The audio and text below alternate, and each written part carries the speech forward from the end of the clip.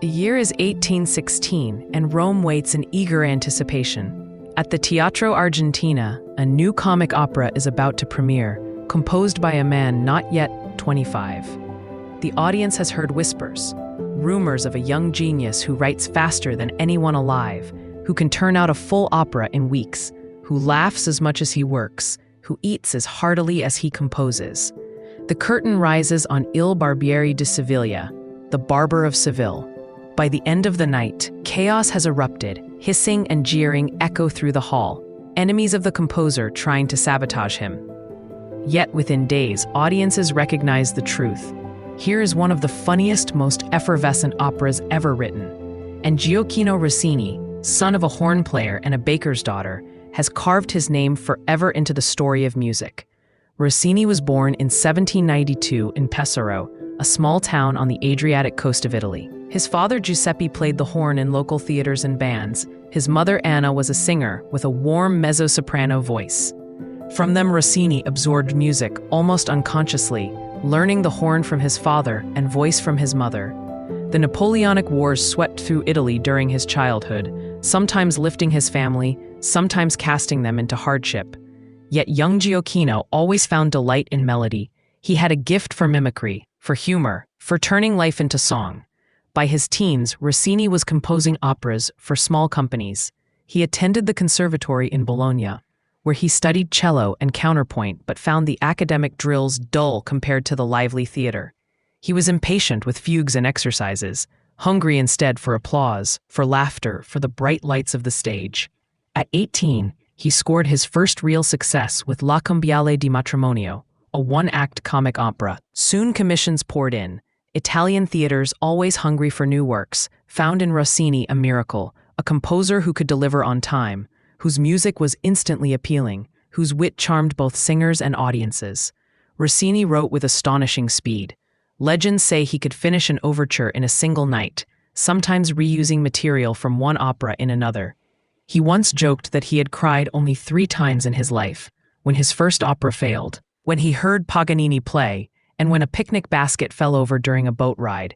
His humor was irrepressible, his appetite legendary. Friends called him lazy, but it was a peculiar kind of laziness, the laziness of someone who could accomplish in days what others took months to attempt. Between 1810 and 1829, Rossini composed nearly 40 operas. Think of the scale of that achievement, 40 works for the stage in less than 2 decades. Among them were masterpieces that still define the repertoire: Tancredi, La Cenerentola, Otello, Semiramide, and above all, The Barber of Seville. His style was unmistakable: bubbling melodies, rhythmic sparkle, crescendos that piled energy higher and higher until audiences erupted in cheers. His famous Rossini crescendo became a signature trick, an orchestra repeating a phrase again and again, each time louder and brighter, until the music seemed to burst from sheer joy. The Barber of Seville, based on a play by Beaumarchais, epitomizes his genius. The character of Figaro, the clever barber, leaps from the stage in his entrance aria, Largo al Factotum, a tumbling, tongue-twisting showpiece that every baritone dreams of singing.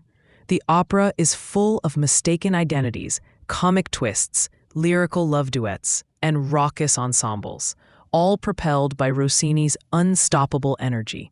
It remains one of the most performed operas in the world, as fresh today as it was 2 centuries ago. But Rossini was not only a composer of comedy. He wrote serious operas too, works of grandeur and pathos. His Guillaume Tell, premiered in Paris in 1829, is a vast 4-hour drama filled with heroic choruses and thrilling arias.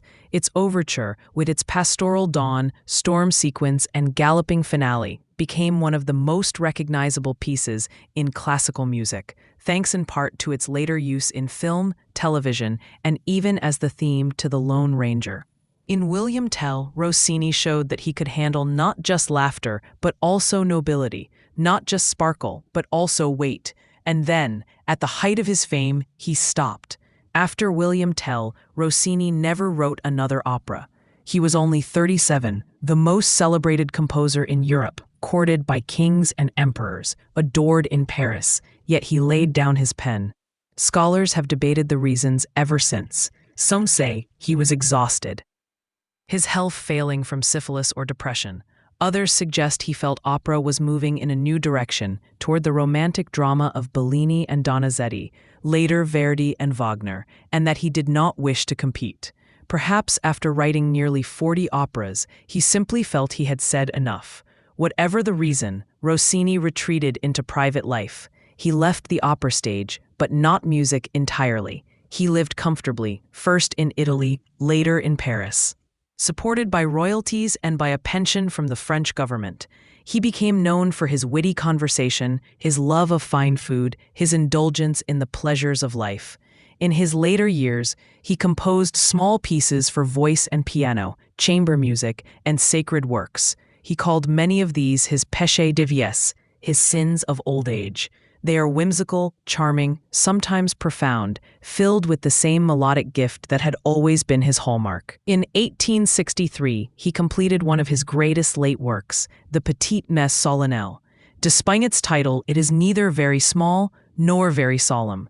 It is a radiant setting of the Mass, scored for voices, 2 pianos, and harmonium, full of surprises and tenderness. Rossini himself described it with characteristic humor. "Dear God, here it is finished, this poor little Mass. Is it sacred music I have just written, or is it damned music? I was born for opera buffa, as you well know. A little science, a little heart, that's all. Be blessed and grant me paradise." It was his final masterpiece, a summation of his spirit, half serious, half playful, wholly human.